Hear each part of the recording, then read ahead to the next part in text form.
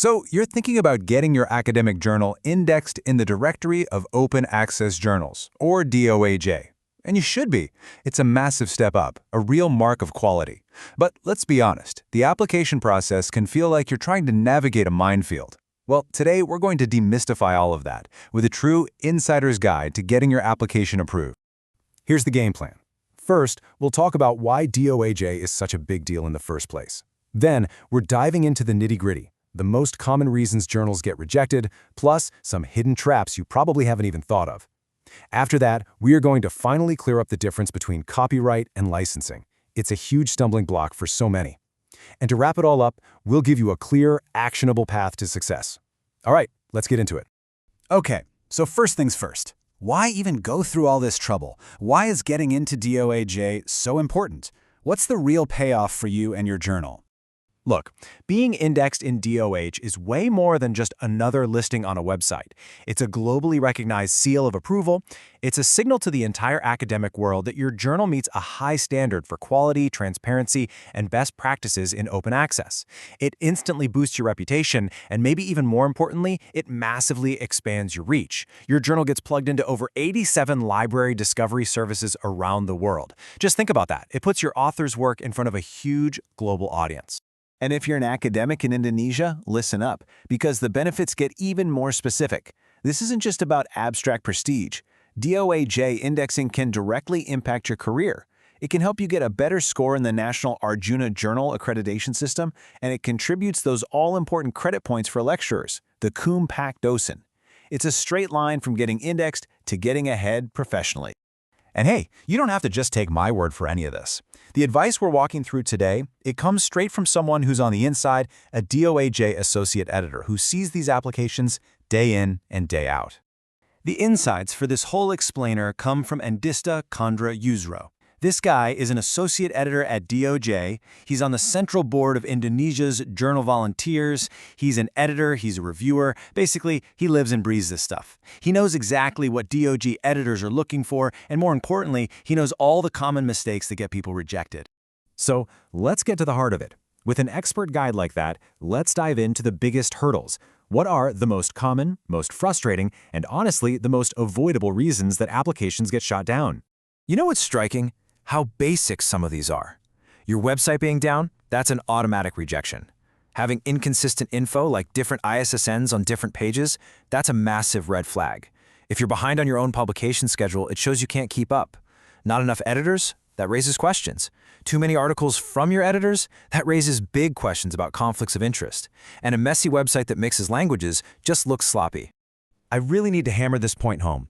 There is one thing that will get your application thrown out before an editor even reads your journal's title, and that is your website being down. I cannot stress this enough. If the reviewer clicks your link and gets an error page, for any reason, maintenance, whatever, your application is toast. It's over. Your digital front door has to be open 24/7 during this whole process, period. Okay, so those were the big, obvious blunders. But let's dig a little deeper because there are more subtle traps that can completely derail your submission. These are the kinds of things you might not even realize are a problem until it's too late.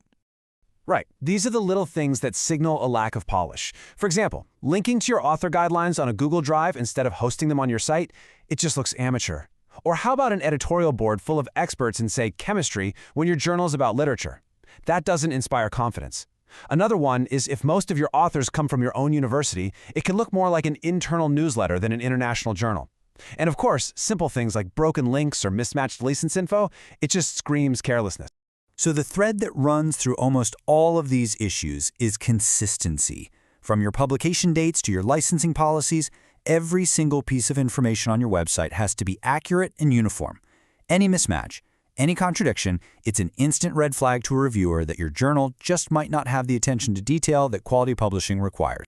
Now, of all the places to be inconsistent, there is one area that trips people up more than anything else, and that is the difference between copyright and a license. Let me tell you, getting this right on your site and in your application is absolutely critical. So let's take a second and make this crystal clear. Let's break this down. Copyright is simple. It's the ownership. Think of it like the deed to a house. It's the legal right that says who owns the work. And the main relationship here is between the author and the publisher. The author decides, do I keep the copyright or do I transfer it? Now, a license is totally different. That's the permission slip. It's the set of rules the owner, the copyright holder, gives to everyone else, the readers, about how they can visit and use the house. One is ownership, the other is permission.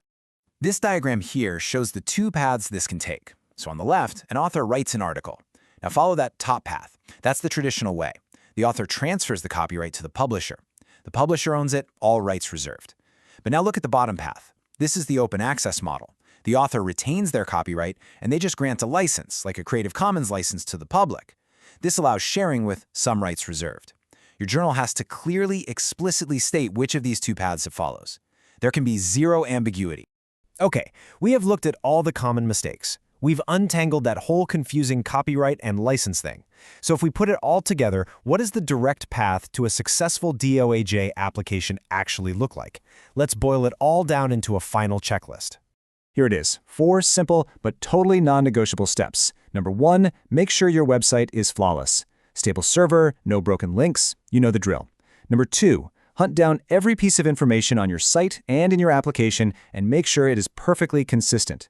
Number 3, be crystal clear about copyright and licensing.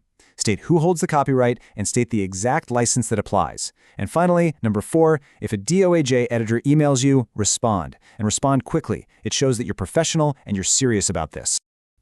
You see, following this checklist isn't really about just ticking boxes to get an application approved. It's about building a journal that proves its professionalism, its transparency, and its commitment to quality. It's about showing the world you are ready to be a trusted home for important research. So, after all this, the only question left is your journal ready for the global stage?